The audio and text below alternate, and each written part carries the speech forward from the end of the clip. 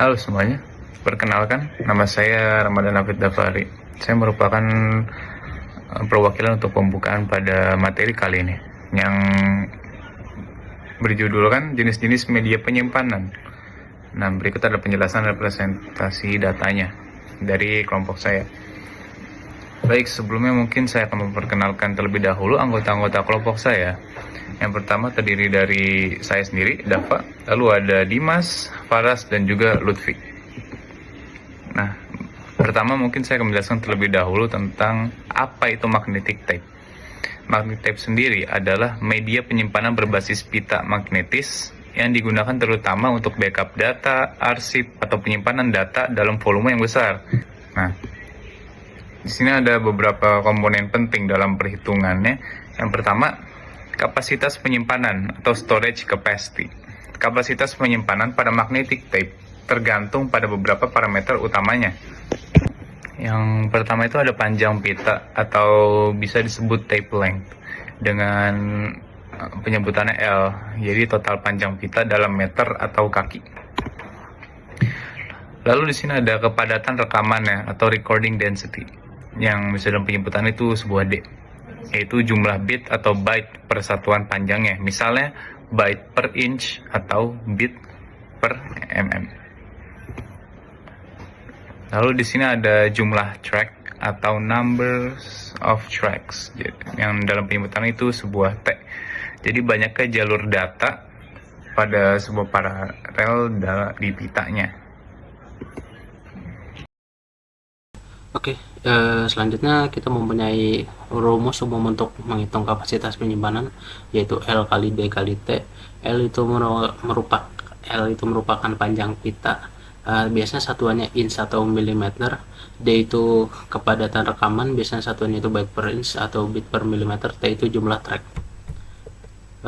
Sini ada contohnya, yaitu jika sebuah pita memiliki panjang, kepadatan, jumlah track, panjangnya itu 1800 feet, dikonversikan menjadi inci yaitu 21.600, kepadatannya itu 6.250 bytes per inch, lalu mempunyai jumlah tracknya itu 9. Nah, ini tinggal dikalikan saja, yaitu L dikali D dikali T, 21.600 dikali 6.250 dikali 9, maka hasilnya akan 1.215.000 bytes atau ekuivalen dengan 1,2 GB.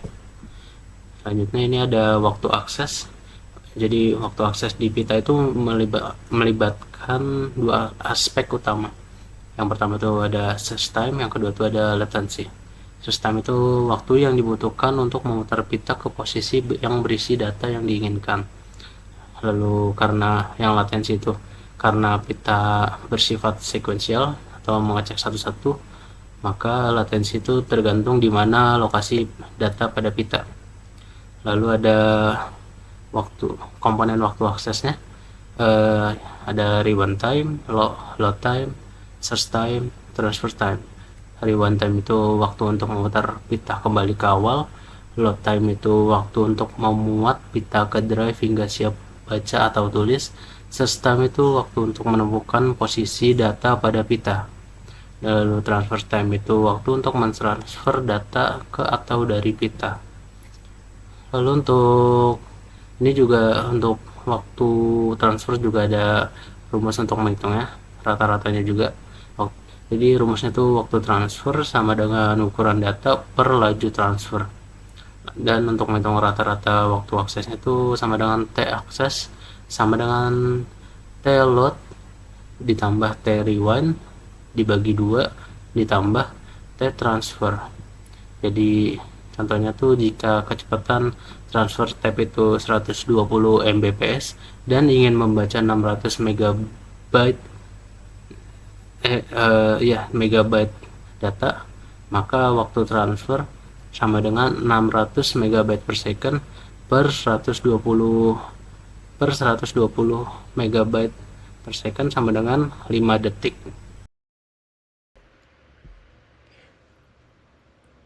Selanjutnya, keuntungan magnetic tape. Yang pertama ini, magnetic tape mempunyai banyak keuntungan. Yang pertama, biaya yang efisien. Karena harga per gigabyte-nya jauh lebih murah dibanding SSD maupun hard disk. Yang kedua, kapasitas yang besar. bisa menyimpan hingga beberapa terabyte hanya dalam satu cartridge. Yang ketiga, tahan lama. Umur penyimpanan bisa sampai 30 tahun jika disimpan dengan baik. Lalu, hemat energi, karena tidak membutuhkan daya listrik saat digunakan.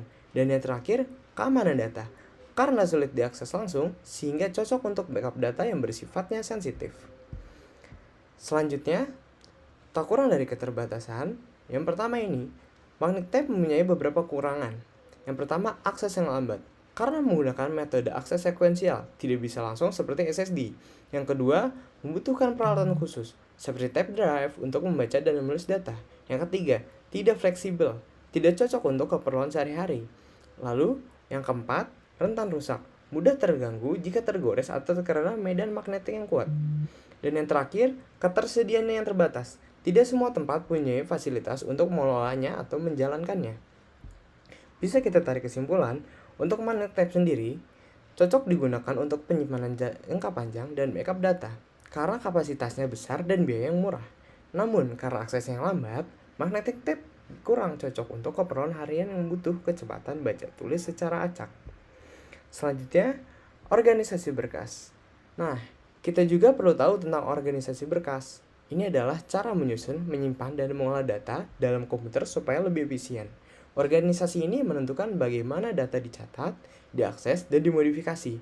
Tujuannya supaya pencarian data lebih cepat, penyimpanan lebih hemat, manipulasi data lebih mudah, dan tentunya menjamin keamanan dan integritas data. Organisasi berkas sangat penting untuk mendukung sistem pengelolaan data yang modern dan terkomputerisasi. Oke, selanjutnya, secara umum, organisasi berkas memiliki beberapa fungsi penting dalam pengelolaan data. Yang pertama, menyediakan struktur penyimpanan yang sistematis untuk data. Maksudnya, organisasi berkas menyediakan cara yang terstruktur untuk menyimpan data, sehingga memudahkan akses dan pengelolaan data tersebut. Yang kedua, mengatur cara kerja program dalam mengakses file. Maksudnya, organisasi berkas juga memastikan bagaimana cara program mengakses data secara efisien. Yang ketiga, memfasilitasi operasi pemrosesan data secara cepat dan akurat. Tentu saja, karena data yang kita akan gunakan sudah terorganisir dengan baik. Setelah itu, sistem basis data ini menjadi fondasi dalam sistem manajemen basis data dan sistem informasi. Lalu, ini adalah jenis-jenis metode yang sering digunakan dalam organisasi berkas. Yang pertama, ada organisasi berkas sekuensial. Jadi, data itu akan disimpan secara berurutan berdasarkan urutan kedatangan atau nilai kunci tertentu seperti ID, nama, atau lainnya. Lalu ada organisasi berkas langsung atau akses acak, di mana data dapat diakses langsung menggunakan rumus atau fungsi khas untuk mengubah kunci menjadi alamat fisik. Yang ketiga, ada organisasi berkas sekuensial berindeks. Berbeda dengan sekuensial biasa, di sini kombinasi antara organisasi berkas sekuensial dan akses langsung untuk mempercepat pencarian.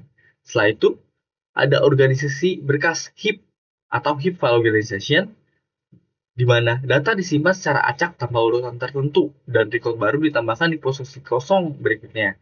Lalu, organisasi berkas khas, yang dimana menggunakan fungsi khas untuk menentukan lokasi penyimpanan data berdasarkan kunci.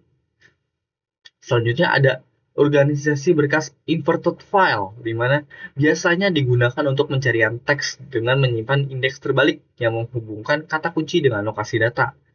Setelah itu, ada organisasi data berkas multiple list file, yang dimana setiap record dapat menjadi bagian dari beberapa daftar sekaligus, bergantung pada beberapa kunci.